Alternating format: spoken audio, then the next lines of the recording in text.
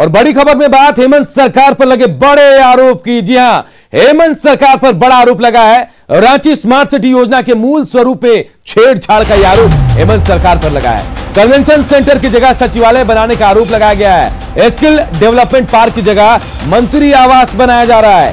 केंद्रीय मंत्री हरदीप सिंह पुरी से मिले दीपक प्रकाश और रांची के मेयर आशा लकड़ा ने मुलाकात की इसे लेकर, और केंद्रीय मंत्री ने नगर विकास सचिव को निर्देश भी दिया है। स्मार्ट सिटी में छेड़छाड़ पर रोक लगाने का निर्देश केंद्रीय मंत्री हरदीप सिंह पुरी ने दिया है। और आज दीपक प्रकाश, जो झारखंड बीजेपी के अध्यक्ष भी हैं और राज्यसभा सांसद हैं, वो रांची के मेयर आशा लकड़ा ने हरदीप पुरी से मुलाकात की है और उसके बाद रांची के स्मार्ट सिटी में उसके मूल स्वरूप में छेड़छाड़ का आरोप लगाया है। और यह भी आरोप लगाया कि कन्वेंशन सेंटर को यहां छेड़ा जा रहा, हटाया जा रहा है, वहां सचिवालय बनाया गया, वहीं मंत्रियों का आवास भी यहां बनाया जा रहा है। हालांकि इस शिकायत के बाद तुरंत हरदीप सिंह पुरी ने, केंद्रीय मंत्री ने सचिव को फोन लगाया, नगर विकास सचिव को, और निर्देश दिया कि इस छेड़छाड़ को रोका जाए।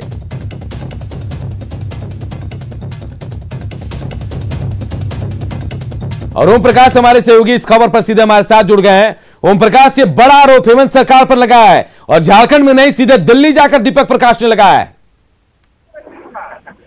जी, साफ तौर से ये जिस तरह से बात सामने आई है, उसके बाद हेमंत सरकार के खिलाफ एक तरह से कहा जाए तो बीजेपी ने मोर्चा खोल दिया है। और उसी की कड़ी में आज मेयर और प्रदेश अध्यक्ष दीपक प्रकाश हैं, उन्होंने केंद्रीय मंत्री से मुलाकात की और पूरे मामले को लेकर अपना जो आरोप है उनके समक्ष रखा। के बाद साफ तौर से केंद्रीय मंत्री ने भी मामले को लेकर अपनी नाराजगी जाहिर की है और साफ तौर से कहा कि इस तरह से जो सरकार कर रही है उसकी मनमानी नहीं चलने दी जाएगी। तो एक बड़ा झटका जो है वो राज्य सरकार को लगता हुआ यहाँ पर नजर आ रहा है। केंद्र की महत्वाकांक्षी योजना है स्मार्ट सिटी, और अगर इसके मूल स्वरूप में छेड़छाड़ किया जा रहा है तो दीपक प्रकाश ने आवाज दिल्ली में बुलंद की है। इसके क्या मायने निकाले जाएं, ओम प्रकाश? जी, जाहिर तौर पर जिस तरह सरकार जो है वो केंद्र सरकार की मनमानी पर लगातार कहा जाए, केंद्र सरकार की जो नीतियां हैं उसमें फेरबदल करने की कोशिश की जा रही थी, उसे लेकर बीजेपी के द्वारा नाराजगी जाहिर किया जाना या उस पर मनमाने ढंग से राज्य सरकार पर आरोप लगाना, ये तमाम जो चीजें हैं वो दर्शा रही हैं कि साफ तौर से प्रदेश में राजनीति है वो माहौल जो हाल के दिनों में गरमाया हुआ था उसमें अभी भी नरमी नहीं आई है। और आने वाले दिनों में इसे लेकर जो प्रदेश की बीजेपी है वो उग्र और हो सकती है। जी ओम प्रकाश, एक सवाल और आपसे पूछना चाहूंगा। जो आरोप दीपक प्रकाश ने लगाया, कन्वेंशन सेंटर की जगह सचिवालय बना दिया गया, मंत्री आवास बनाया जा रहा है, क्या नामों का पता चल पाया? कौन कौन से मंत्री का वहां आवास बन पा रहा है? कोई और जानकारी आपके पास? और इस आरोप में कितनी सच्चाई है? जो आरोप लगाए गए हैं उसको लेकर अभी ये तो खुलासा नहीं हो पाया कि कितने मंत्रियों का, लेकिन जो बातें इधर बीजेपी की तरफ से सामने आई हैं उसके अनुसार सारे मंत्रियों ओम प्रकाश, आपको रोकना चाहूंगा। खुद दीपक प्रकाश, प्रदेश बीजेपी अध्यक्ष, हमारे साथ जुड़ गए। दीपक प्रकाश जी, एक बड़ा आरोप आपने हेमंत सरकार पर लगाया है, हम आपसे जानना चाहेंगे इसके पीछे का आधार क्या और किन किन मंत्रियों के आवास बन रहे हैं? आप नाम ले सकते हैं। एक देश में कि एक प्रधानमंत्री जी की बहुत बड़ी योजना है, केंद्र सरकार की बहुत बड़ी एक योजना है। झारखंड के संदर्भ में अगर हम बात करें तो झारखंड के राजधानी रांची में 634 एकड़ पर वो स्मार्ट सिटी को बनना है। आप सबको जानते हैं कि ध्रुवा के, रांची के ध्रुवा स्थित है, वहां पर स्मार्ट सिटी बन रहा है और उसमें कुल मिलाकर के 8% 1% जो है पब्लिक यूटिलिटी के लिए रखा गया है ना जी। और पब्लिक यूटिलिटी प्लेस को खत्म करके वहां पर जिस प्रकार से मंत्रियों के आवास के लिए निर्माण की योजना कैबिनेट ने पास किया है, जिसके खिलाफ हम सब लोग हैं। पब्लिक यूटिलिटी का स्थान होना चाहिए, इतनी बड़ी योजना है, पब्लिक के यूटिलिटी को बदल करके आप दूसरे के काम में उसका उपयोग कीजिएगा, तो इसका पर आपत्ति है हम सब लोगों को। इसलिए आज हम केंद्रीय मंत्री के पास जाकर अपनी आपत्ति को दर्ज किए और जो नियम सम्मत है उससे 1 इंच भी इधर उधर अगर करेगी झारखंड की सरकार तो हम चुप नहीं रहेंगे। नियम के अनुसार सरकार चलती है, कानून के अनुसार चलती है। दीपक जी, आपने झारखंड नहीं सीधे दिल्ली में जाके अपनी आवाज बुलंद की है। हम जानना चाहेंगे, अगर आपको जानकारी है पूरी तरीके से, तो आधार इसके पीछे का क्या है? क्या कोई जांच कराई आपने? और अगर नाम बता दें आप किन किन मंत्रियों का आवाज बन रहा है तो और ज्यादा अच्छा होगा। मंत्रियों के आवास के लिए वो स्थान को लिया गया है। 8% जो पब्लिक यूटिलिटी का प्लेस है उस स्थान पर मंत्री का आवास बनेगा। आप सोचिए कितनी खराब बात है। आम लोगों के लिए स्थान वहां पर 8% रखा गया था, 54 करीब एकड़ पता है, और उसको हटा करके आप मंत्रियों के आवास बना रहे हैं। ये कौन सा भला आप कर रहे हैं भाई? ये राज्य के नुकसान करने के लिए आप पूरी तरह से आमदा है ये सरकार। कैबिनेट से आप डिसीजन ले ले। आपको लगता है कि आपने आवाज बुलंद की है, आदेश आ गया है, अब इस पर काम रुकेगा? निश्चित तौर पे। मैं इतना ही नहीं, मंत्री जी ने सीधे तौर पर अपने सचिव जो कल रांची जा रहे हैं और रांची में जाकर के सारी वस्तु स्थिति का अध्ययन करेंगे और नियम के खिलाफ अगर थोड़ा सा भी अगर राज्य की सरकार काम की होगी तो उस पर रोक लगाने का काम जरूर करेंगे, ऐसा मेरा मानना है। कल खुद जाएंगे मंत्री जी? नहीं, मंत्री नहीं, सचिव आ रहे हैं जी।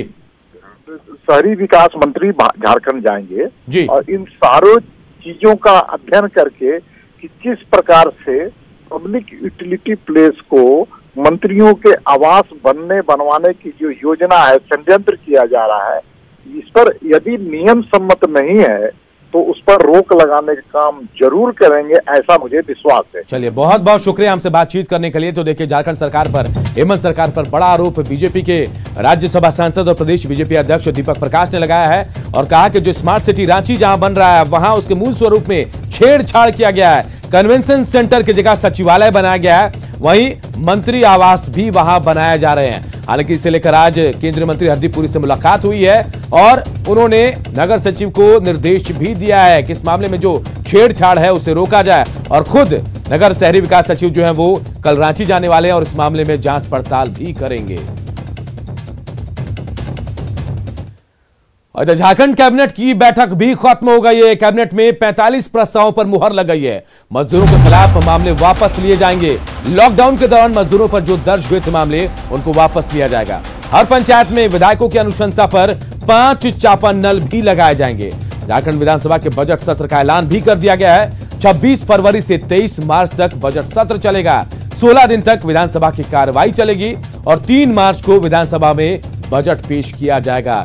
तो कैबिनेट की बैठक में कई अहम फैसले लिए गए हैं। हम हर फैसले के बारे में ग्राफिक्स के जरिए आपको बता भी रहे हैं कि क्या फैसले लिए गए हैं। बजट सत्र का ऐलान कर दिया गया झारखंड विधानसभा के बजट सत्र का और बताया गया कि 26 फरवरी से 23 मार्च तक बजट सत्र आयोजित किया जाएगा और 16 दिन तक विधानसभा की कार्रवाई चलेगी। और इसके अलावा यह भी बताया गया कि 3 मार्च को विधानसभा में बजट पेश होगा। और वैसे मजदूर जिनके ऊपर लॉकडाउन के दौरान मामले दर्ज किए गए थे, उनके मामले भी झारखंड सरकार वापस लेगी। कैबिनेट की बैठक में कुल 45 प्रस्तावों पर मुहर लगी है। फरवरी 2021 से 23 मार्च 2021 वो कार्यक्रम में जो बजट है 3 मार्च 2021 को। और अगला महत्वपूर्ण है तो Jharkhand combined civil services examination rules 2021 में संशोधन। इधर जैक ने मैट्रिक इंटर एग्जाम का भी ऐलान कर दिया है। 4 मई से 21 मई तक अब परीक्षा होगी। पहली पाली में मैट्रिक का एग्जाम लिया जाएगा जबकि दूसरी पाली में इंटर की परीक्षा होगी। तो देखिए, जैक ने ऐलान कर दिया है अपनी परीक्षाओं का, मैट्रिक और इंटर परीक्षाओं की तारीखों का ऐलान कर दिया है। 4 मई से 21 मई तक मैट्रिक और इंटर की परीक्षा होगी। 2 पालियों में एग्जाम होंगे और पहली पाली में मैट्रिक एग्जाम होंगे, वहीं दूसरी पाली में इंटर की परीक्षा होगी। झारखंड एकेडमिक काउंसिल जैक ने मैट्रिक और इंटर एग्जाम का ऐलान कर दिया। तिथियों की, तारीखों की घोषणा कर दी है और यह बताया जा रहा है कि 2 पाली में एग्जाम होंगे 4 मई से 21 मई तक के बीच और पहली पाली में मैट्रिक की परीक्षा ली जाएगी तो दूसरी पाली में इंटर की परीक्षा होगी।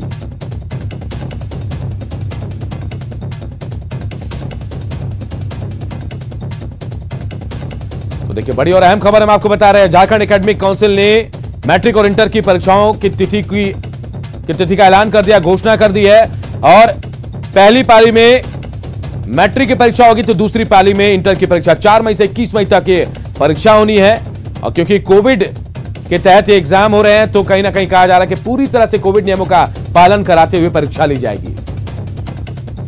भुवन हमारे सहयोगी हमारे साथ जुड़े हैं। भुवन, ऐलान कर दिया है जैक ने, लेकिन चुनौतियां होंगी क्योंकि कोविड नियमों के तहत शायद परीक्षाएं करानी होंगी। बिल्कुल अनूप, जिस तरह से जैक ने तैयारी की है और जो कोविड पीरियड चल रहा है तो उसको ध्यान में रखते हुए झारखंड एकेडमिक काउंसिल ने ये तैयारी पूरी कर ली है और 4 मई से 21 मई तक राज्य में मैट्रिक और इंटरमीडिएट के एग्जाम होंगे। पहली पाली में मैट्रिक की परीक्षा आयोजित करने की तैयारी की गई है और दूसरी पाली में इंटरमीडिएट की परीक्षा होगी और हर एक बेंच पे एक ही स्टूडेंट रहेंगे और परीक्षा केंद्रों की संख्या पिछले वर्ष की तुलना में इस बार काफी संख्या में बढ़ाई गई है और ये जो 1 महीने जो टाला गया था परीक्षा, तो इसी को ध्यान में रखते हुए परीक्षा केंद्रों की संख्या बढ़ाने के लिए, क्योंकि कोविड पीरियड में किसी तरह की परेशानी नहीं हो, तो इसको ध्यान में रखते हुए जैक ने ये तैयारी की है और आज मैट्रिक और इंटरमीडिएट की जो परीक्षा जो तिथि है 4 मई से 21 मई तक पूरे राज्य भर में जो परीक्षा आयोजित होगी, इसकी शेड्यूल भी जारी कर दी गई है। चलिए, बहुत बहुत शुक्रिया। तो 4 मई से 21 मई तक परीक्षा होगी मैट्रिक और इंटर की झारखंड में और झारखंड एकेडमिक काउंसिल ने इसका ऐलान कर दिया है क्योंकि कोविड के तहत एग्जाम होंगे तो कोविड नियमों का भी पूरी तरीके से पालन किया जाएगा। पहली पाली में मैट्रिक की परीक्षा ली जाएगी तो दूसरी पाली में इंटर की परीक्षा होगी। जो आज झारखंड में कुछ और खबरें, लेकिन एक छोटे से अंतराल के बाद जल्द लौटते हैं।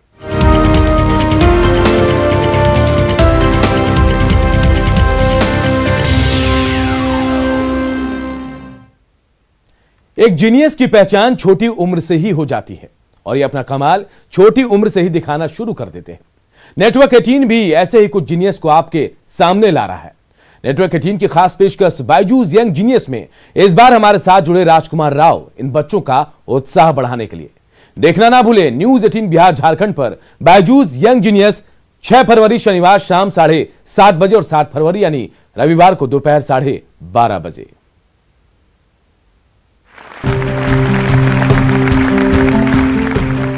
दस साल के जब मैं था, मुझे तो याद भी नहीं, आई थिंक मैं तो क्या गलियों में घूम रहा था, कंचे खेल रहा हूँ। Can I have your card? Actually, card is right now not with me. Business card. She does carry a business card. Fantastic. और अभी वो 10 साल के हैं और एक 13 साल की है। एक ऑलरेडी टेक्नोप्रेन्योर है, उनकी अपनी कंपनी है जो जुनैरा है, और श्रीनिका है, वो 10 साल की है, वो ओडिसी डांस करती है इतना अच्छा नेशनल लेवल पे। मैंने श्रीनिका को रिक्वेस्ट किया कि मुझे थोड़ा डांस सिखाएं क्योंकि मुझे डांस बेहद पसंद है। बहुत टफ था, ऑफकोर्स मैं कर नहीं पाया। 1 2 3 पृष्ठधनु 4 5 6 7। वाओ, तुमने माखन खाया? पक्का? झूठ। इधर आओ। ये हांडी किसने तोड़ी? उसने तोड़ी, तुमने कुछ नहीं किया। हाँ, और ये हाथ पे क्या लगा हुआ है इतना सारा माखन? उसने लगाया।